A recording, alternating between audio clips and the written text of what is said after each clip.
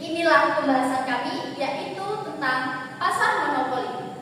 Perkenalkan saya Karisma dengan NPM 202430630161 dan rekan saya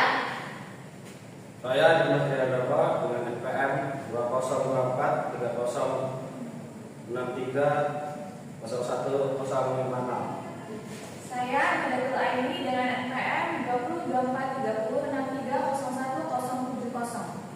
Saya Maria Triandana Sugesti dengan NPM 20243063011060. Saya Rizka Ismawati dengan NPM 20243063011063. Saya Eka Mailaninda dengan NPM 20243063011069. Oke, langsung saja inilah presentasi kami yang akan kita mulai yang akan disampaikan oleh Dimas.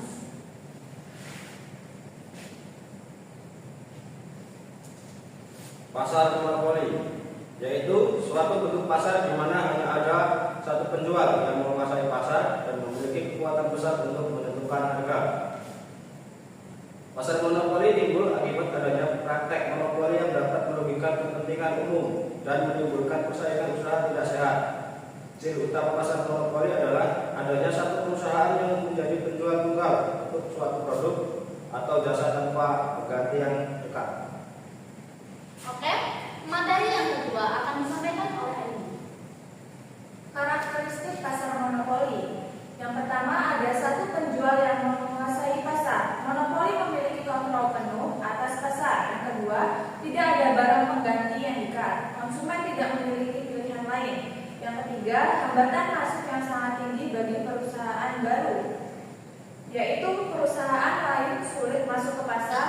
Selanjutnya ada monopoli memiliki kekuatan untuk menentukan harga, yaitu monopolis dapat menentukan harga yang diinginkan. Selanjutnya, tidak diperlukan promosi atau iklan yang ekstensif. Monopolis tidak perlu mempromosikan produknya secara agresif karena tidak ada pesaing langsung. Materi yang selanjutnya akan disampaikan oleh Maria.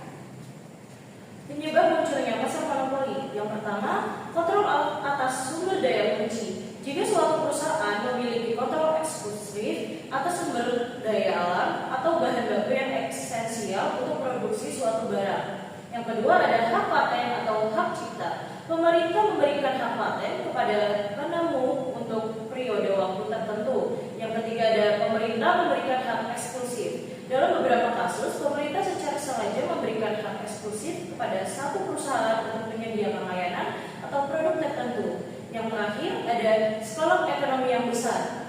Untuk beberapa industri, biaya produksi per unit akan terus menurun seiring dengan peningkatan jumlah produksi.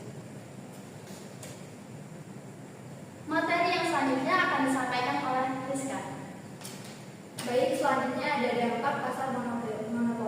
Dampak pasar monopoli adalah distorsi pasar yang signifikan yang dapat mengurangi efisiensi ekonomi, meningkatkan harga, dan membatasi pilihan konsumen.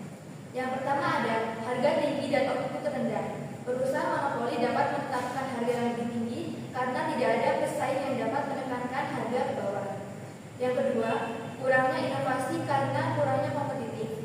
Tanpa tekanan kompetitif, perusahaan monopoli mungkin kurang terdorong untuk berinovasi atau mengembangkan produk baru. Dan yang ketiga ada inefisiensi ekonomi. Monopoli dapat menyebabkan inefisiensi ekonomi karena perusahaan tidak memiliki insentif untuk mengurangi biaya produksi. Selanjutnya akan disampaikan oleh Rizka. Baiklah, di sini ada kebijakan pemerintah untuk mengatasi monopoli. Yang pertama ada regulasi anti monopoli.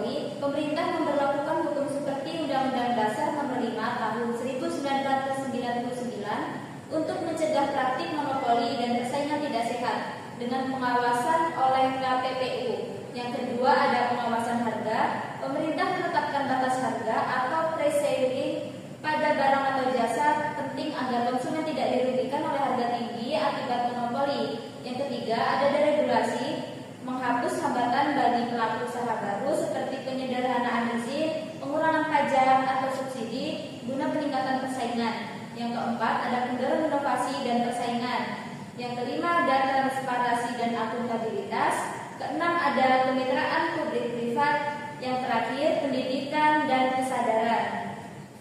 Selanjutnya ada studi kasus. Di sini studi kasusnya kita itu mengambil tentang monopoli aftur oleh Pertamina Patraniaga, dugaan monopoli aftur di bandara oleh PT Pertamina Patraniaga. Jadi pangsa pasar 99,97% itu merupakan hambatan pesaing. Lalu ada investigasi KPPU yang dimana itu harga aftur tertinggi di Asia Tenggara. Praktik eksklusif dan pembatasan kerjasama. Itu maksudnya itu seperti KPPU itu menyelidiki PT Pertamina Patraniaga atas dugaan monopoli dan penguasaan pasar aftur di Indonesia yang menyebabkan harga aftur menjadi lebih tinggi di Asia Tenggara. Dugaan itu telah melanggar undang-undang tentang larangan praktek monopoli dan persaingan usaha tidak sehat. Jadi KPPU itu akan memanggil pihak terkait untuk mendalami kasus ini. Tuh, mungkin cukup sekian presentasi dari kami. Sebelumnya kesimpulan dari materi hari ini itu adalah pasar monopoli itu memberikan kekuasaan besar kepada penjual, menyebabkan distorsi ekonomi dan merugikan konsumen. Oleh karena itu, regulasi penting untuk mengendalikan dampak negatif monopoli dan melindungi kepentingan konsumen. Mungkin cukup sekian presentasi dari kami. Kurang lebihnya kami mohon maaf. Wabillahi taufiq